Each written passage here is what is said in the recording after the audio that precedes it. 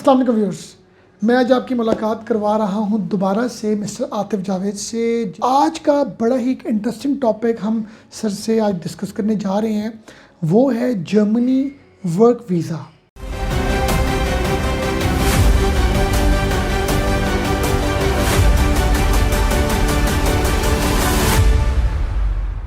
Germany में आप किन तरह के वर्क वीज़ास को डील करते हैं?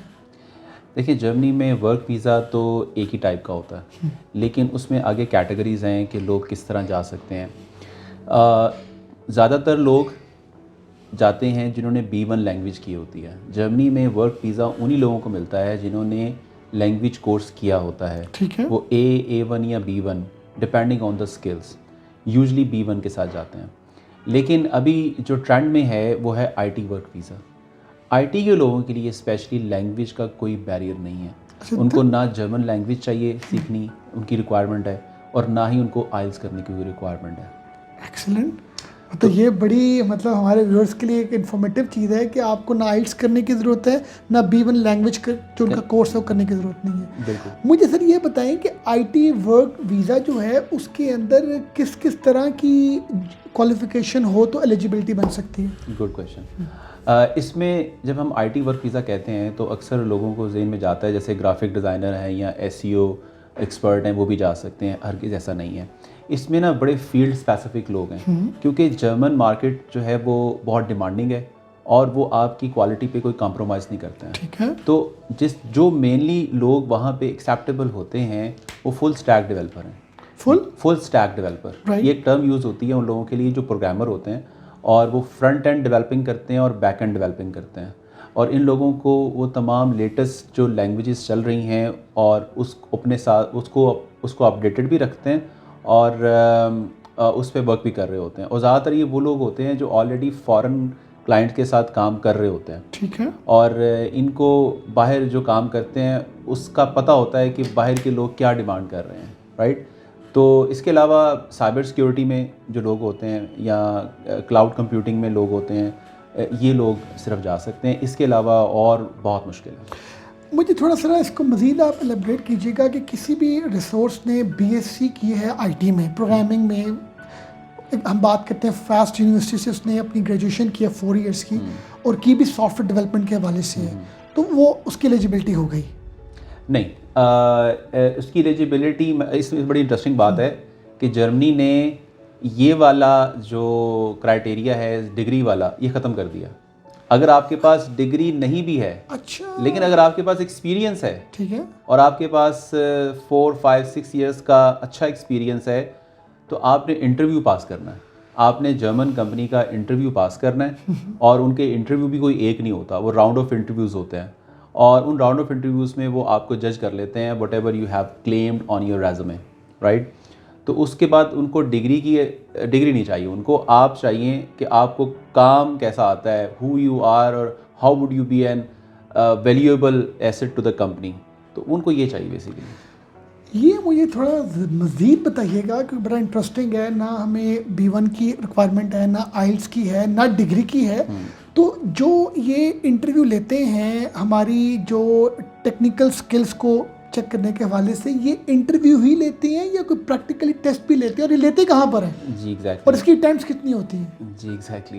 पहले तो वो आपका ना इनिशियल इंटरव्यू लेते हैं, उसमें आप एम्बेसी में नहीं, नो एम्बेसी में नहीं। ये सबसे पहले आप क्या होता है कि सबसे पहले आप जर्मन जो कंपनी है उसमें अप्लाई करते हैं। जो भी ऑर्गेनाइजेशन है, if somebody registered with us, तो हम उसको जर्मन IT कंपनी के साथ उसका इंटरव्यू कंडक्ट करवाते हैं। मतलब आपके ऑफिस में कोई एप्लीकेंट आ गया जिसको IT की सॉफ्टवेयर डेवलपमेंट के हवाले से ऑन हैंड एक्सपीरियंस उसको है, we are not talking about the degree qualification, उसको प्रैक्टिकली पता है कि HTML और जावा और जो भी कोडिंग वगैरह, एग्जैक्टली। अब वो आपके पास आ गया, मैं आ गया हूँ, तो अब आप बताएं स्टेप बाय स्टेप। ये है कि अगर कोई हमारे साथ रजिस्टर्ड होता है, राइट, तो हमारी जर्मन IT टीम जो है वो उसके साथ इंटरेक्ट करेगी। उसका रेज़्यूमे, उसका कवर लेटर और उसकी जितनी भी चीज़ें हैं उनको हम लाइन अप करेंगे। फिर हम उसको अप्लाई करवाएंगे जो जर्मन IT कंपनीज़ हैं उनके साथ। जब जर्मन IT कंपनी अपना इंटरव्यू कंडक्ट करेगी, पहले वो इंटरव्यू जो है वो मैंने आपको बताया कि वो राउंड ऑफ इंटरव्यूज़ होते हैं। वो अपना पहला इंटरव्यू लेते हैं उसमें आपको स्क्रीनिंग होती है, फिर सेकंड टेक्निकल टीम आती है उनकी। वो टेक्निकल टीम जब आती है ना, वो बड़ा टफ क्राइटेरिया होता है। फिर उसमें वो आपसे क्वेश्चंस करते हैं आपकी फील्ड के मतलब।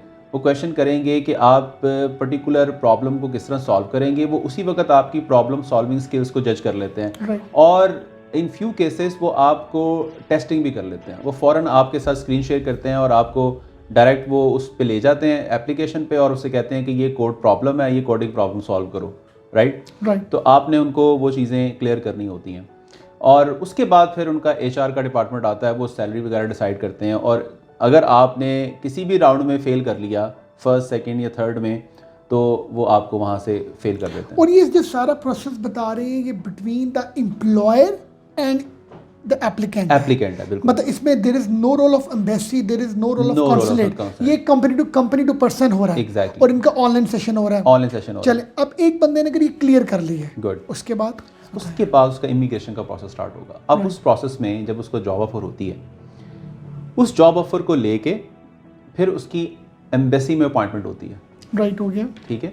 वो उसके सारे डॉक्यूमेंट्स का जॉब ऑफर यहाँ से लेके एम्बेसी में उसकी अपॉइंटमेंट होती है, वर्क वीज़ा की। वो एम्बेसी जाता है, अपने डॉक्यूमेंट सबमिट करता है, एम्बेसी भी उससे इंटरव्यू लेती है। और वो टेक्निकल इंटरव्यू होता है या जनरल इंटरव्यू होता है? वो टेक्निकल इंटरव्यू होता है। ऑब्वियसली वो टेक्निकल लोग नहीं है। वो आपको एक जेन्युइन कैंडिडेट की तरह देखेंगे। वो आपके डॉक्यूमेंट्स रख लेंगे, वो आपसे पूछेंगे किस कंपनी में अप्लाई किया था, कब किया था, कैसे किया था। फिर वो आपके डॉक्यूमेंट्स रख लेंगे। डॉक्यूमेंट्स रखने के बाद फिर वो आपके बैकग्राउंड चेक्स करेंगे। बैकग्राउंड चेक्स जब वो मारेंगे तो उसमें आपको कंपनी को भी देखेंगे कि जर्मनी में कौन सी कंपनी है, उसकी वर्थ क्या है, आपका यहाँ पे स्टेटस क्या है, आपके एक्सपीरियंस ठीक हैं, इन प्लेस है हर चीज़। तो वो आपको विद इन 15 डेज़, बल्कि विद इन 10 डेज़ वो आपको वीज़ा ग्रांट कर देते हैं। और ये जिस डेट को मैं या कोई भी एप्लीकेंट एम्बेसी में जाता है, 1 फॉर एग्जांपल मार्च को जाता है, तो with in like 15 to 20 days में आपको 15 डेज 10 डेज में मेरा अपना वीज़ा 10 डेज में आया था। अच्छा, गुड।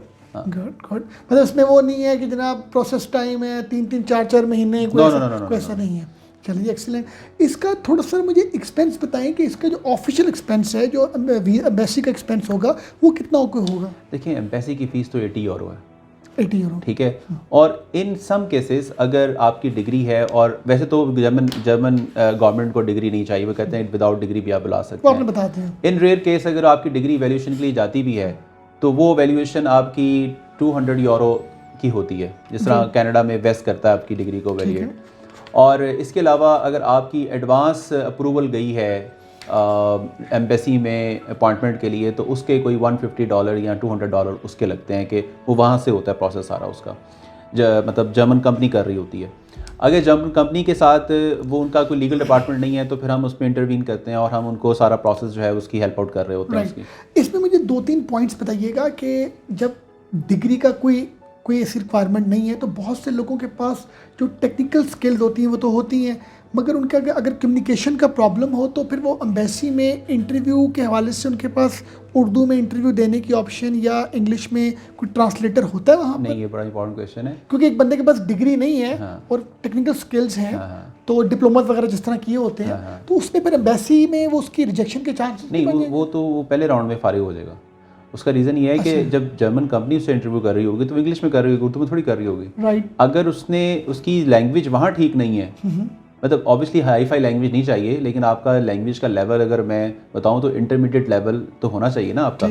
मतलब फॉर एग्जांपल अगर मैं आइल्स के साथ इसको रेट करूँ तो कम से कम 6 बैंड वाला तो आपका लेवल होना चाहिए, तो ही आप किसी की बात सुन सकेंगे और उसको प्रॉपर आंसर कर पाएंगे। अगर आपका वहीं कम्युनिकेशन गैप रह गया है तो जर्मन कंपनी तो आपको जॉब ऑफर ही नहीं करेगी, क्योंकि वो आपसे कोई आइल्स तो मांग नहीं रही ना, वो आपके सिर्फ कम्युनिकेट कर रही है, और वो भी कम्युनिकेशन आपकी पर्टिकुलर फील्ड के मुताबिक हो रहा है, तो उसको आंसर करना बड़ा आसान है। चलें, अब मुझे ये बताएं कि हमारा वीज़ा भी लग गया, कंपनी हमें क्लियर किया, वीज़ा लग गया, अब हमें ट्रैवल करना है, पहुंचना है, तो वहाँ पर कोई सैलरीज के वाले से भी तो बताएं ना हमारे व्यूअर्स को। जी, सैलरी पैकेज जो है वो आपका स्टार्ट होता है 4,500 से लेके ये 9,000 यूरो तक जा सकती है salary, depending on your experience.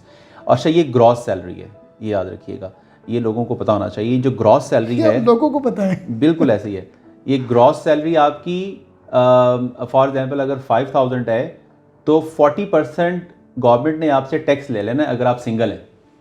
अगर आप सिंगल हैं तो गवर्नमेंट ने आपसे 40% टैक्स लेना है। हाँ, अगर आप मैरिड हैं और आपका कोई किड है तो आपका टैक्स कम होता चला जाएगा, जितने ज़्यादा बच्चे होंगे उतना टैक्स कम होता चला जाएगा। और बच्चे ज़्यादा होने चाहिए तो ही। अच्छा, बच्चे बहुत भी ज़्यादा होंगे तो फिर ऑब्वियसली आपकी वो जो पे स्केल जो है उसके मुताबिक आप हो सकता है फैमिली को ना ले जा सकें। और इसमें मैं आप एक चीज़ और ऐड कर दूँ बड़ी इंपॉर्टेंट, क्योंकि बहुत से लोग जो हैं वो अगर 6-7 साल का या 5 साल का एक्सपीरियंस रखते हैं तो वो मैरिड भी होते हैं।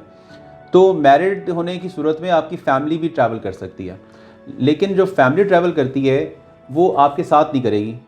वो फैमिली आपके साथ ही वीज़ा अप्लाई होगा, लेकिन आप चले जाएंगे, 3 to 4 मंथ्स लगेंगे फैमिली को मूव करने के लिए। और उस दौरान आप एम्बेसी जो है वो आपकी वेरिफिकेशन करेगी आपकी मैरिड की लाइफ की, कि आप कहाँ रहते हैं, आपकी यूनियन काउंसिल तक पहुँचेंगे और आपके घर आएंगे, आपके नेबरहुड में। दे विल मेक श्योर कि आप वाकई मैरिड हैं and you have lived together for some time and you have kids. ये उनकी अपनी पर्सनल और उनके बाकायदा अपना लॉयर है पाकिस्तान में। वो लॉयर जो है वो सारी चीज़ें मेक श्योर करता है कि ये बंदा जेन्युइन है, इसकी फैमिली है। अक्सर लोग तो फैमिली बना के ले जाते हैं ना, तो इसमें वो कोई ऐसी वो छोड़ते नहीं है स्पेस आपके लिए। असल जो आपकी रियल फैमिली है वही ट्रैवल कर सकती है, बाकी का कोई बंदा मतलब फ्रॉडलेंट तरीके से करेगा तो तरीके से नहीं कर सकता, वो नहीं कर सकता। ओके, अच्छा, अब सैलरी के वाले से आपने हमें बता दिया। मैं सैलरी के एक और बता दूं आपको, ये बड़ी इंपॉर्टेंट, कि सैलरी आपकी अगर सालाना सैलरी 45,552 है तो आप blue card, direct blue card मिलता है आपको। Blue card is a sort of residency in Germany, ठीक है। वो आपकी टेम्प्रेरी रेजिडेंसी नहीं है, वो आपकी परमानेंट रेजिडेंसी है। और blue card leading to forever visa. अगर आप ब्लू कार्ड पे जाते हैं तो 22 मंथ्स में आप फॉर एवर वीज़ा अप्लाई कर सकते हैं। और 22 मंथ्स में अगर फॉर एवर वीज़ा मिल जाता है, जो आप B1 लैंग्वेज क्लियर करके, B1 लैंग्वेज क्लियर करना is not an issue, 22 months में आपको मिलता है फॉर एवर वीज़ा। और उसके बाद आप डायरेक्ट अप्लाई करते हैं नेशनैलिटी के लिए। और अगर आप उसके बाद जर्मन लैंग्वेज का और थोड़ा कल्चरल उनका एक टेस्ट होता है, अगर वो पास कर लेते हैं तो विद इन 5 to 6 ईयर्स आपको जर्मन नेशनैलिटी मिल जाती है। तो ये आईटी के लोगों के लिए एक बहुत बड़ी अपॉर्चुनिटी है, गोल्डन अपॉर्चुनिटी। देखिए आदित्य साहब, मैं बताऊं कि अगर हम यूएई का वीज़ा भी अप्लाई करें ना तो वो भी कोई 10-15 दिन लग जाते हैं। तो ये तो मतलब 14 डेज़ के अंदर आपको जर्मन वीज़ा मिल रहा है। ये तो बड़ी, मैं समझता हूँ कि बड़ी गोल्डन अपॉर्चुनिटी है। ब्लू कार्ड के हवाले से मैं आपको बता दूं कि ब्लू कार्ड जब एक दफ़ा आपको इशू हो जाता है तो इसकी मुद्दत 4 ईयर्स की होती है। अब उस 4 ईयर्स के दौरान, जैसे मैंने आपको पहले बताया था कि 22 मंथ्स में ही आपका ब्लू कार्ड से फॉर एवर का स्टेटस आ जाता है, PR का स्टेटस आ जाता है। तो लोग उस 4 ईयर्स स्पैन से पहले ही चीज़ें अपनी पूरी कर लेते हैं। लेकिन let's say in some cases आप नहीं करते तो ये 4 ईयर्स के बाद रिन्यू हो जाता है। अगर आपके पास जॉब इन हैंड है तो ये फिर रिन्यू हो जाएगा। लेकिन लोग इतनी वर्स्ट केस सिनेरियो में जाते ही नहीं है, वो इससे पहले ही सब चीज़ें कंप्लीट हो जाती हैं। अच्छा, हमारे व्यूअर्स को ना काइंडली कुछ ऐसी स्पेसिफिक प्रोग्राम्स IT से रिलेटेड डिग्रीज भी बताइएगा, या कौन कौन सी ऐसी एक्सपर्टीज़ होनी चाहिए। देखिए, आप सॉफ्टवेयर इंजीनियर हैं, आप कंप्यूटर इंजीनियर हैं, वेल ये तो आपकी बेसिक डिग्रीज़ हैं जो आपके पास हैं। लेकिन इसके साथ साथ अगर एक्सपर्टीज़ में जाएं, आप डाटा साइंटिस्ट हैं, आप फुल स्टैक डेवलपर हैं, मतलब front end back end developer हैं, आप ऐप डेवलपर हैं, आप नेटवर्किंग में बहुत हाई एक्सपीरियंस रखते हैं, साइबर सिक्योरिटी में हैं, कंप्यूट क्लाउडिंग में हैं। ये वो डिग्रीज़ हैं, ये वो एक्सपर्टीज़ हैं जिस पे आपको बहुत जल्दी हायर किया जाता है। आपकी एलिजिबिलिटी बनेगी तब बनेगी। चलें, जाते जाते आप हमारे व्यूअर्स को क्या मैसेज देना चाहेंगे अपने एक्सपीरियंस के अकॉर्डिंगली। तो जर्मनी आपको पता है कि तो सेकंड स्ट्रॉन्गेस्ट पासपोर्ट है, सेकंड स्ट्रॉन्गेस्ट पासपोर्ट है।